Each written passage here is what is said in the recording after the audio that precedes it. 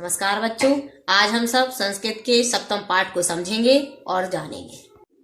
सप्तम पाठः विश्व भारतीयम। आचार्यः भो छात्र। आचार्य कहते हैं भो मीन्स अरे, अरे छात्र। ध्यानेन शृण्वन्तु, ध्यान से सुनो। वयम संस्कृतम पठामः लिखामः वदामः किंचिन अहम महत्वम अपि जानीमः।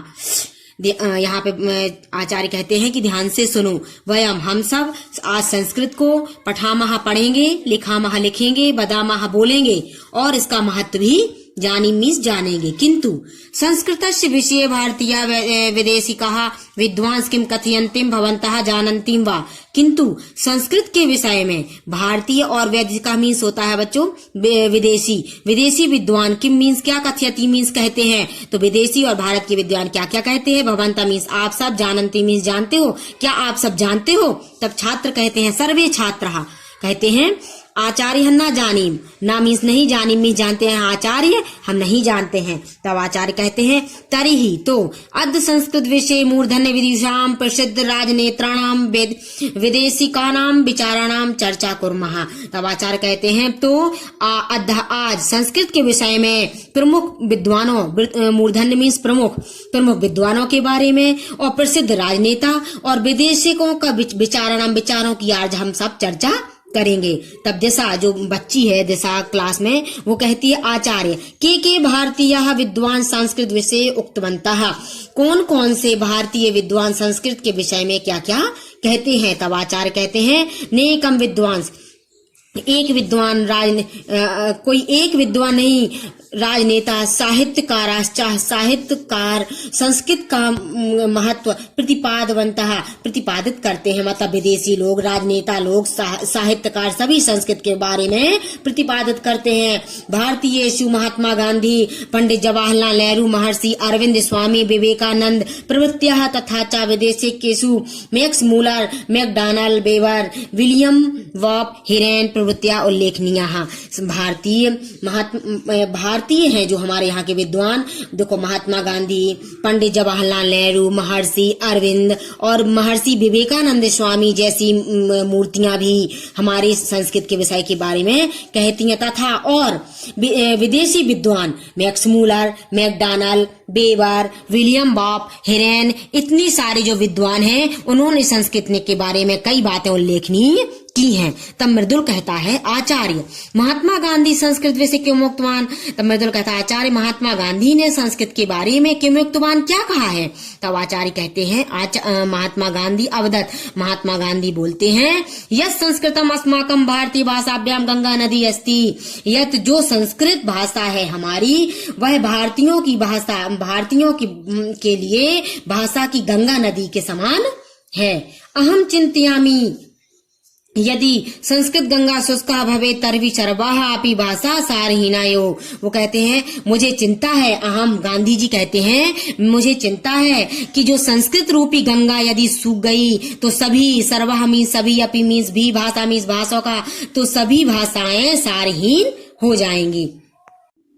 प्रत्युषा, तब जो स्टूडेंट है प्रत्युषा, वो कहती है कि आचार्य स्वामी विवेकानंद के मुक्तवान, कि स्वामी विवेकानंद क्या कहते हैं। तब आचार्य कहते हैं विवेकानंद उक्तवान यत्, विवेकानंद कहते हैं जो संस्कृतम अनिवार्यः शिक्षणीयम, संस्कृत पढ़ने के लिए अनिवार्य है। यतो हि तस्य उच्चारण ध्वनिरेव राष्ट्रीय भावम आत्मगौरवम उद्वात भावंच जनयति। कि जो संस्कृत है उसकी ध्वनि की, उसका उच्चारण, जो ध्वनि का उच्चारण है वह हमारे अंदर राष्ट्रीय भावना, आत्मगौरव और उदात्त भाव को पैदा करती है। किंतु अस्माभिः सर्वे अपि भारतीय संस्कृतस्य प्रचारे प्रसारे च प्रयत्नः न क्रियते इति खेदस्य विषयः। तो यहाँ पे आचार्य कहते हैं कि किंतु अस्माभिः, हम सब, और सर्वे अपि हम सब भी संस्कृत हम सब भारतीय संस्कृत का प्रचार प्रसार करने का प्रयत्न नहीं कर रहे हैं। इति खेदस्य विषयः, यह बड़े खेद का विषय है। तब यजुषा कहती है भारतस्य प्रथम प्रधानमंत्री पंडित जवाहरलाल नेहरू अपि संस्कृत भक्तः इति श्रूयते।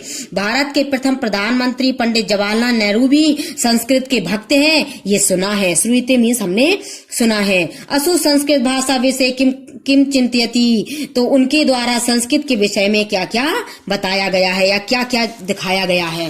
तब आचार्य कहते हैं कि संस्कृत संदर्भ संस्कृत के संदर्भ में मतलब संस्कृत के विषय में एक बार पंडित नेहरू जी यत उक्तवान कहते हैं, यदि कंचित मां पश्चेत यत भारतस्य उदात्तम कोशः कहा, यदि कोई भी पूछे तो जो भारत की उदात्तम कोश है क्या, अथवा भारत के सर्वश्रेष्ठ संपत्ति का।